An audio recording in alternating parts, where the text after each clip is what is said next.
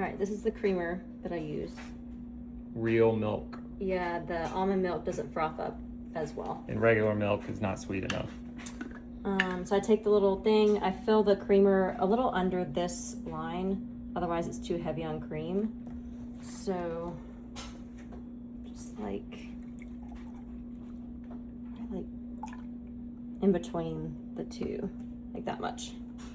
And then you just pop it on there, hit latte, and make sure that all three of these are at their highest.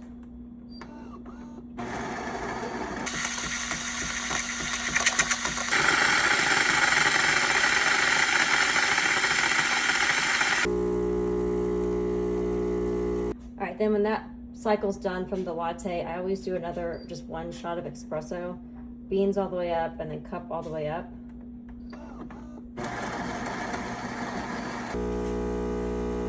Okay, then when it's done, I just froth it a little bit until the milk spins, and then I'm done.